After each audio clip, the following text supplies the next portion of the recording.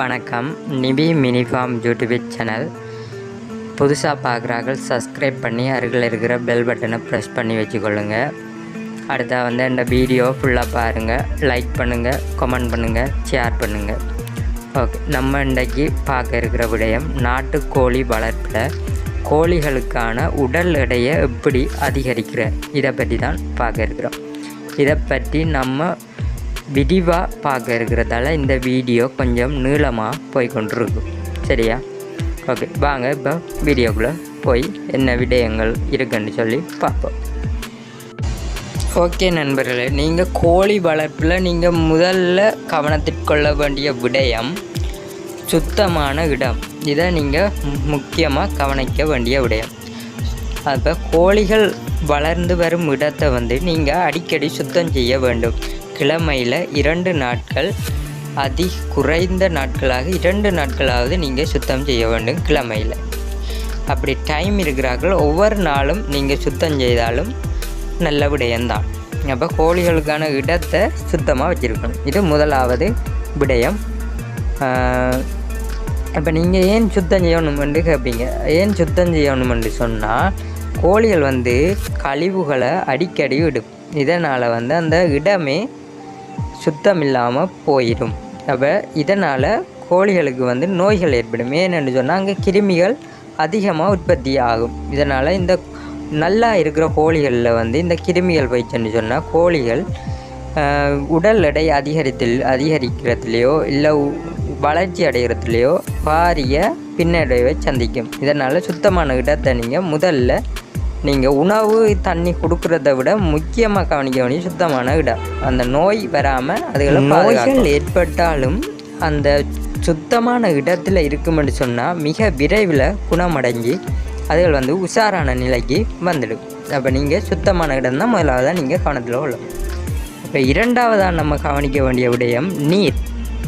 அப்போ நீங்கள் நீரை அடிக்கடி மாற்றணும். அடிக்கடி என்று சொன்னால் ஒரு நாளைக்கு நீங்கள் நீர் வச்சிங்கன்னு சொன்னால் காலையில் இப்போ பின்னேரம் நீங்கள் அந்த நீரை எடுத்து வெளியில் ஊற்றி போட்டு வேறு நீர் வைக்கணும். ஏன்னு சொன்னால் கோழிகள் கொத்துறது தான் அதுகள வேலை. அப்போ கொத்தி எங்கேண்டாலும் திரியுங்கள். அப்போ ஊத்தையெல்லாம் கொத்துங்கள். அப்போ அந்த ஊத்தையெல்லாம் திரும்ப தண்ணி குடிக்குங்கள். அப்போ தண்ணி குடிக்கக்குள்ளே நீங்கள் வச்சிருக்கிற நீர் தொட்டியில் அந்த ஊத்தைகள் அதில் சொண்டில் இருக்கிற ஊத்தைகள் எல்லாம் போய் வரும். அப்போ மறுபடியும் வேறு கோழிகளோ இல்லை அந்த கோழி தானோ திரும்ப குடிக்கக்குள்ள அந்த ஊத்தையை தான் அதுகள் குடிக்கக்கூடுதல். அப்போ இதால் நோய் தான் வரும். அப்போ இதுவும் உடல் பருமன் அதிகரிக்கிறதுல பாரிய பங்களிப்பை செய்யுது இந்த நீர்.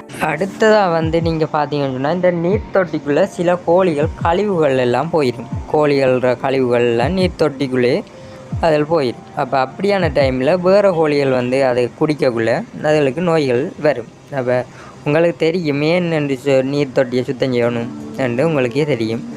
அப்போ நீங்கள் அதனையும் செய்யுங்க.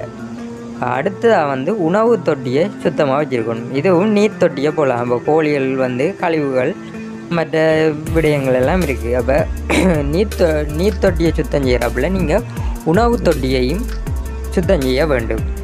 அப்போ நீங்கள் யோசிப்பீங்க உடல் பருமன் அதிகரிக்கிறதுல இதை என்ன நீர் தொட்டியை சுத்தம் செய்யணும் உணவு தொட்டியை சுத்தம் செய்யணுமாண்டு. அப்படி என்று இல்லை. நீங்கள் உணவு கொடுக்குறதுல மட்டும் முக்கியத்துவம் செலுத்தி கோழிகளோட உடல் எடையோ இல்லை வளர்ச்சி அடைகிறதையோ நீங்கள் கண்டுகொள்ள முடியாது. அப்போ அதுக்குரிய முக்கியமான விடயங்களான சுத்தம் இதை நீங்கள் கவனத்தில் கொண்டால் தான் அதில் நீங்கள் வெற்றி காணலாம். நீங்கள் உணவை எவ்வளவு தான் கொடுத்தாலும் அதுகள் சுத்தமான இடத்துல இல்லாட்டி அதுகள் உடல் எடை அதிகரிக்கிறதோ இல்லாட்டி வளர்ச்சி அடைகிறதோ இல்லை நோய்கள் ஏற்படுறதுலேருந்து தடுக்கவோ உங்களால் முடியாது.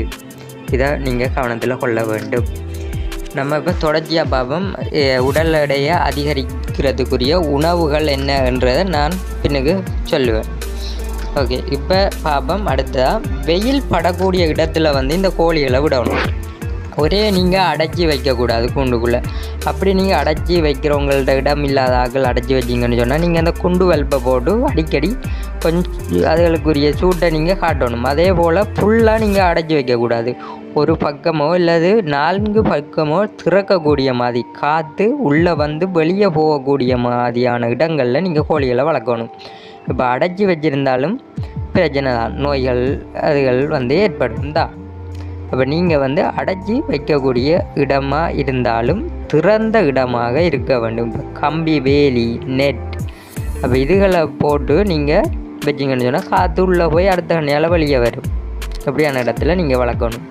அப்போ திறந்து மேய்க்கக்கூடிய ஆக்கள் திறந்து வெளியில் விட்டு மேய்ச்சிங்கன்னு சொன்னால் உங்களோட கோழி வந்து உடல் பருமன் மிக மிக வேகமாக அதிகரிக்கும், அதோட வளர்ச்சியும் அடையும்.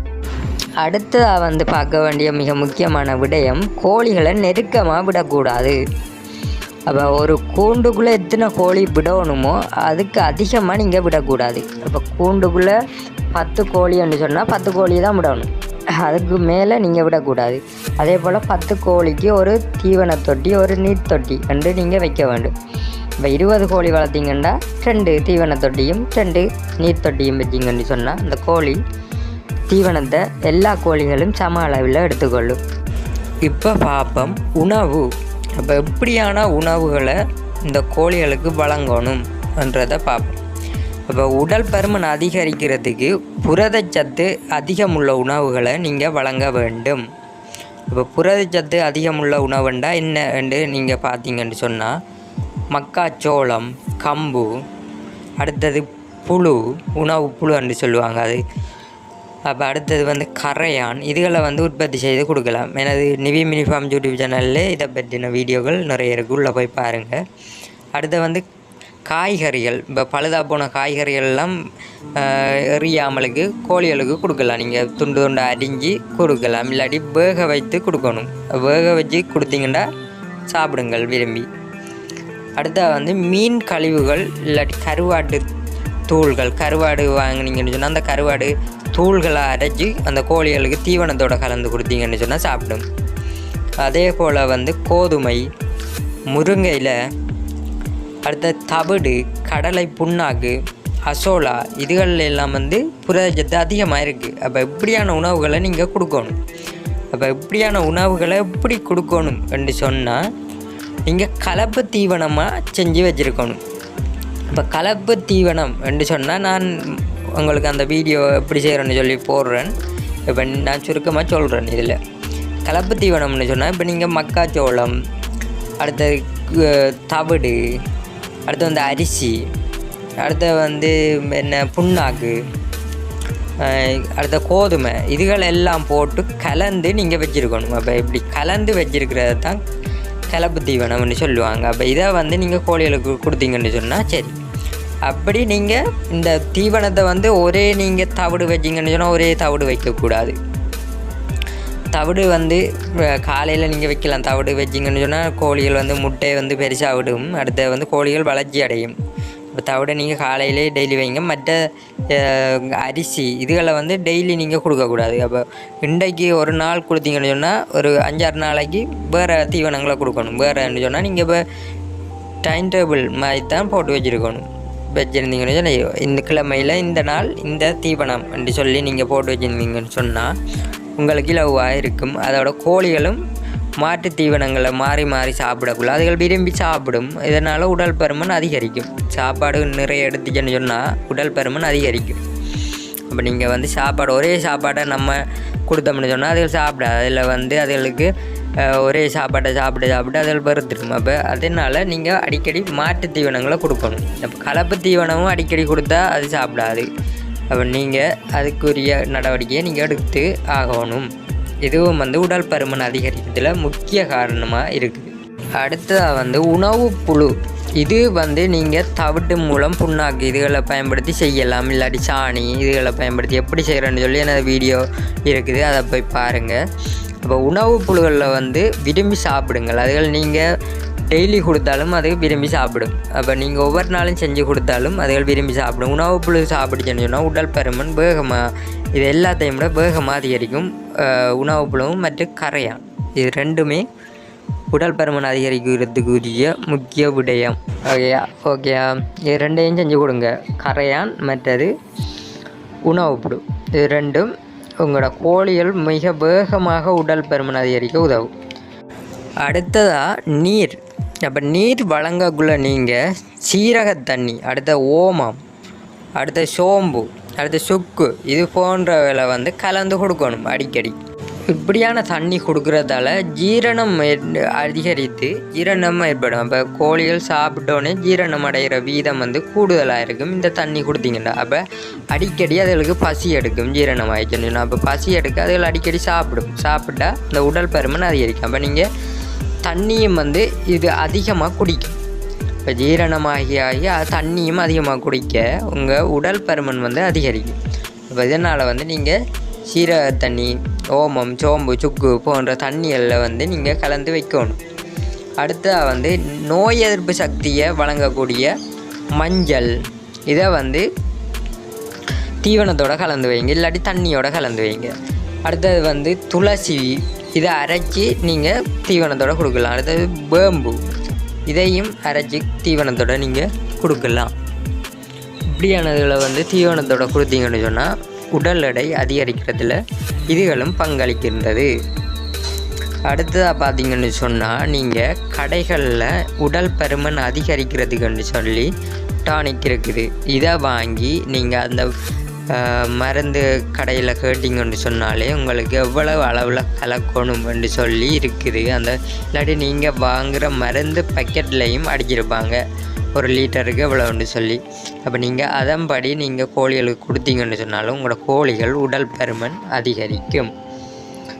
இப்போ நம்ம முக்கியமான விடயங்கள் பார்த்துருக்கோம். இது மட்டும் இல்லை, உடல் பருமன் அதிகரிக்கிறதுக்கு நீங்கள் தேங்காய் இருக்குல்ல, தேங்காயை நீங்கள் உடைச்சி அதை வந்து கோழிகளுக்கு கொடுத்தீங்கன்னு சொன்னாலும் தேங்காய் கொடுக்குறதாலையும் உடல் பருமன் அதிகரிக்கும்.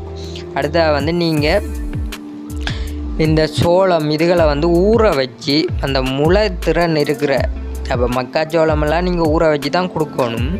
அடுத்ததாக வந்து நீங்கள் இந்த நாற்றுக்கண்டு வச்சிருக்கிற சோளனை வந்து ஊற வச்சு கொடுத்தீங்கன்னு சொன்னாலும் இந்த கோழிகள் வந்து விரும்பி சாப்பிடும். அடுத்ததாக வந்து நெல் இதை வந்து ஊற வச்சு முளைத்திறன் இருக்கக்குள்ளே வந்து கொடுக்கணும். இப்படி நீங்கள் கொடுத்தீங்கன்னு சொன்னால் கோழிகள் வந்து விரும்பி சாப்பிடும். இதனால் உடல் பருமன் அதிகரிக்கும். அப்போ இப்படியான அந்த கோழிகளுக்கு கூடியதுகளை வந்து நீங்கள் ஊற வச்சு கொடுங்க. ஓகே, நான் இதை பற்றி ஒவ்வொரு வீடியோவாக நான் தொடர்ச்சியாக தந்து கொண்டே இருப்பேன். அப்போ நீங்கள் எப்படி இந்த இதுகளை கொடுக்குறன்னு சொல்லி அப்போ நீங்கள் நிபி மினி ஃபார்ம் யூடியூப் சேனலை சப்ஸ்கிரைப் பண்ணி ஆல் நோட்டிஃபிகேஷனும் உள்ளே வச்சுக்கொள்ளுங்க. நான் போடுற வீடியோ உங்களுக்கு வரும். சரியா? ஓகே, நம்ம இன்றைக்கு இவ்வளோ விடயம்தான் பார்த்தோம். இன்னும் இருக்குது ஃபுல்லாக சொல்லல. அது இந்த வீடியோ வந்து கூடிக்கொண்டே போகுது. திரும்ப நீங்கள் ஸ்கிப் பண்ணிட்டு போயிடுவீங்க. அதனால் நான் சுருக்கமாக தான் சொல்லியிருக்கேன்னு நினைக்கிறேன். பாருங்கள். ஓகே, நன்றி நண்பர்களே. மீண்டும் ஒரு வீடியோவில் சந்திப்போம்.